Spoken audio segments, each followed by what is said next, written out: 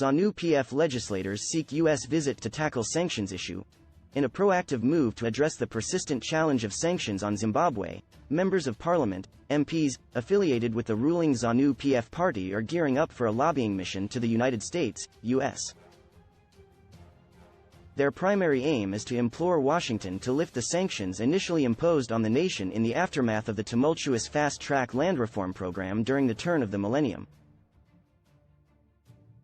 The U.S. sanctions program specifically targets individuals engaged in human rights violations, those undermining democratic processes, or enabling corruption. While the sanctions undergo annual reviews resulting in the removal of certain officials from the sanctions list, ZANU PF MPs are now advocating for a complete repeal of the sanctions program, known as the Zimbabwe Democracy and Economic Recovery Act, ZIDERA. Energy Mutoti, the legislator representing Bakita South, underscored the adverse effects of the sanctions on Zimbabwe's populace.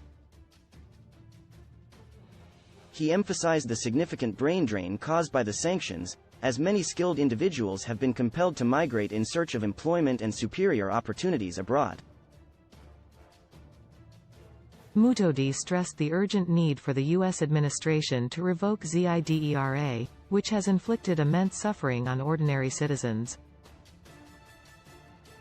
The delegation will actively engage the U.S. Congress to lift these baseless and unlawful sanctions on Zimbabwe. Mutoti asserted, referring to the proposed team of MPs who will travel to the U.S. to present a comprehensive briefing to the President and Congress.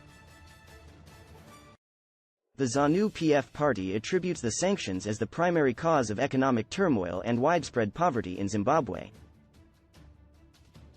However, the U.S. government rebuffs these claims, instead accusing local authorities of corruption and mismanagement of the economy. Mutoti's proposal to have ZIDERA repealed is grounded in a report by the Southern African Development Community, SADC, Permanent Mission in Geneva, released in December 2020. The report extensively delves into the impact of the sanctions on Zimbabwe and the broader SADC region. Echoing support for the proposal, Webster Shamu, the legislator for Chagutu East, reiterated the sentiment that the sanctions have resulted in economic losses amounting to billions of US dollars.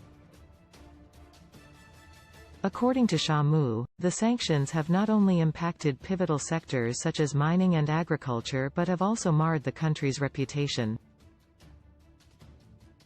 dissuading potential investors and donors from extending support to Zimbabwe through investments and aid. The issue of sanctions has long been a contentious topic between Zimbabwe and the U.S. While ZANU PF MPs strive to present their case in Washington, the outcome remains uncertain, as the U.S. government maintains its position that corruption and economic mismanagement are the primary concerns that need addressing.